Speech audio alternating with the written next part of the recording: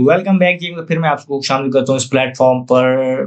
PSL के हवाले से कुछ अपडेट्स लेके आपके सामने पेश हुए हैं। कुछ चीज़ें जो पॉज़िटिव डेवलपमेंट हमें नज़र आ रही हैं, जो हम डिस्कस करना चाह रहे हैं आपके साथ, और कुछ ऐसे जनरल डिस्कशन भी हैं। देखिए, सबसे पहले हमने आपको बताया कि तकरीबन 6 में से 5 टीम्स ने, अगर जैसे कहें, मुल्तान सुल्तान के अलावा बाकी सब ने जो है अपना कॉन्ट्रैक्ट रिन्यू किया, और 10-10 साल का कॉन्ट्रैक्ट बाकी सारी टीम्स ने जो है हासिल कर लिया है। इस तरीके से जो है बाकी सारी टीम्स ऑन बोर्ड हो गई हैं।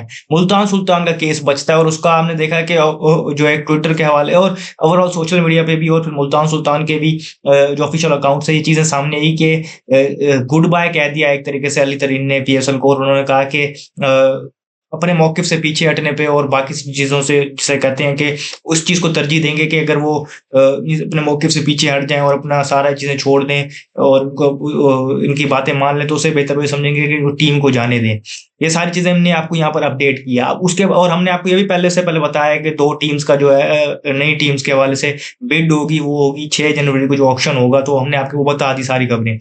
फिर अभी हमने देखा कि एक पॉडकास्ट पे हमें नज़र आए समीन राना, जो लाहौर कलंदर्स के ओनर हैं और बड़े ही सुलझे हुए और अच्छे इंसान हैं। ऑब्वियसली उनके बात करने का स्टाइल और जिस तरीके से वो फ्रेंचाइज़ को चला भी रहे हैं, फैन्स के साथ उनका interaction, down to earth person नज़र आते हैं। क्योंकि हमने देखा कि यूजुअली किसी को भी वो हम देखते हैं ट्विटर या एक्स पे रिप्लाई करते हैं, अगर वो जेन्युइनली तारीफ़ करे या कोई सवाल करे, तो ये चीज़ें मैंने खुद नोटिस की हैं, तो वो करते हैं। इसके अलावा भी आप उनकी टीम की भी परफॉर्मेंस देखें, तो पिछले कुछ ऐसे उसको किस तरीके से वो चला रहे हैं, जिस तरीके से वो ओवरसीज़ प्लेयर्स का ख्याल रख रहे होते हैं, अपने प्लेयर्स का ख्याल रख रहे होते हैं, तो एक अच्छे बंदे नज़र आते हैं। तो हमेशा जहाँ भी मौका मिलता है मुझे, तो मैं उनके पॉडकास्ट हो या कोई चीज़ों में सुनता हूँ, क्योंकि चीज़ों की कुछ क्लैरिटी चाहिए होती है उस हवाले से, तो अच्छा भी लगता है, और बात करने का भी कहीं न कहीं मैं उनका फ़ैन हूँ।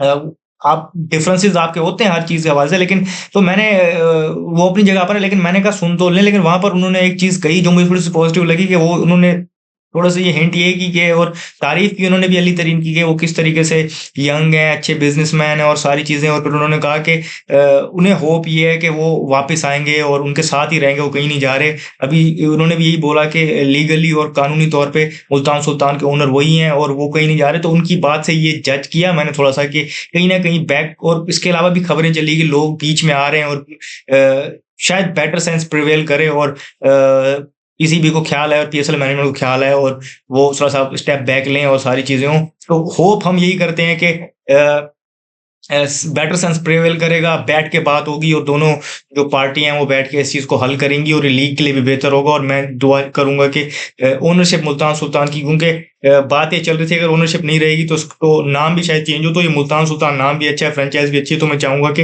ये एज़ इट इज़ कंटिन्यू करें, क्योंकि आप जानते हैं कि इससे पहले इसी फ्रेंचाइज़ को पहले शॉन ग्रुप ने हासिल की है, फिर उसके बाद उनके जाने के बाद जिस तरीके से इन्होंने लिया अली तरीन फैमिली ने, कि पहले इनके जो आलमगीर तरीन थे, इनके जो अंकल थे, उसके बाद फिर अली तरीन ने लिया। तो मैं चाहूँगा कि ये यहीं पर रहे, और ये पीएसएल के लिए भी अच्छा होगा, और ओवरऑल फैन्स भी इससे एक, जिसे कहते हैं, अच्छी चीज़ लेंगे। लग रही जल्दी ये अनाउंसमेंट है, तो हल्की सी पॉजिटिव न्यूज़ ये भी है। इससे बड़ी और जिसे कहते हैं और पॉजिटिव न्यूज़ ये है कि हमें नज़र आया कि पीएसएल ने एक पोस्ट शेयर की हुई, और अपैरेंटली शुरू से मैंने ऊपर से पढ़ी, तो मुझे लगा कि ये शायद इनसे गलती से शेयर हो गई है।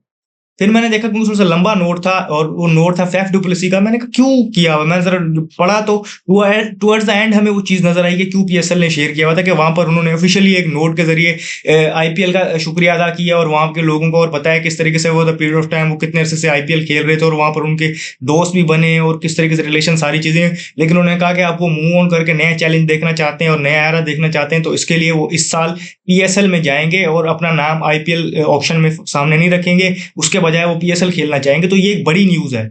अब यहाँ पर लोग इसको जिसे कहते हैं कि इस तरीके से भी देखेंगे, शायद उनको रिटेन नहीं किया गया, शायद वो ऑक्शन में ना जाते, शायद वो अनपिक्ड जाते, और सारी चीज़ें ये अपनी जगह पर हैं। ये चीज़ें आपके भी माइंड में आई होंगी, मेरे माइंड में होंगी, लेकिन इससे बड़ी डेवलपमेंट ये नज़र आ रही है कि फैफ डु प्लेसी, इसमें कोई दो राय नहीं है कि एक बड़ा टी20 का नाम है, और स्टिल अपने अंदर वो चीज़ रखते हैं कि उनके पास जो एक्सपीरियंस है टी20 क्रिकेट का, around the globe international cricket भी खेले हुए हैं, और स्टिल बहुत यूज़फुल हैं, और एक बहुत बड़ा नाम जो हमने अट्रैक्ट किया है। इससे पहले वो कोयटा ग्लैडिएटर और पेशावर ज़ल्मी से खेल चुके हैं, लेकिन पूरा पूरा सीज़न नहीं खेले, इस मरतबा वो पूरे सीज़न के लिए अवेलेबल होंगे, तो ये अच्छी चीज़ है। इसके साथ ही कुछ चीज़ें ये भी पता चल रही हैं कि ईएसएल मैनेजमेंट जो है, आप उन पे तनकीद करते हैं, जहाँ पर होती है हम खुल के तनकीद करते हैं, लेकिन ये बातें अगर हो रही हैं इस तरीके से, और चीज़ें और कोशिशें हो रही हैं बड़े नाम को बैकग्राउंड में खामोशी से अट्रैक्ट करने की, तो ये एक रे ऑफ होप नज़र आ रही है फैन्स को कि जो पूल ऑफ प्लेयर्स है, क्योंकि इस मरतबा 2 नई टीम्स भी होंगी, तो ज़्यादा फॉरेन प्लेयर्स आपको ऑब्वियसली नज़र आएँगे।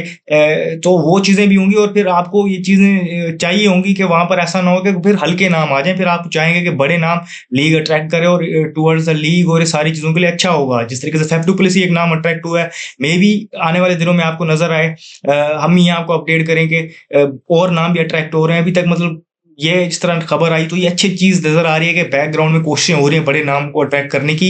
ये एक अच्छी और कामयाब कोशिश हमें देखने को मिली, जिस तरीके से फैफ डु प्लेसी को अट्रैक्ट किया गया और यहाँ लाया गया है।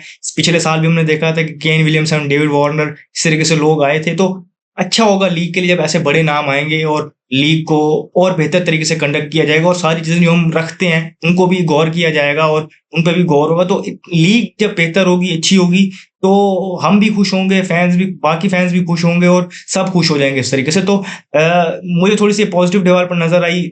एक तो जो मैंने आपको बताया कि वो हमें नज़र आई कि जहाँ पर वो अ, अली तरीन के हवाले से कि वो अभी मौजूद हैं, उनकी खबर जिस तरीके से हमारे सामने आई, मैंने वो भी आपके सामने रखी। फिर उसके बाद ये वाली फैफ डु प्लेसी वाली भी मुझे एक बड़ी न्यूज़ लगी, तो मैंने कहा कि आपके सामने रखूँ। तो इस तरीके से जो भी अपडेट्स होंगे हम यहाँ आपको देंगे। इस वीडियो में फिलहाल इतना ही, मुझे दीजिए इजाज़त। शुक्रिया। अल्लाह हाफ़िज़।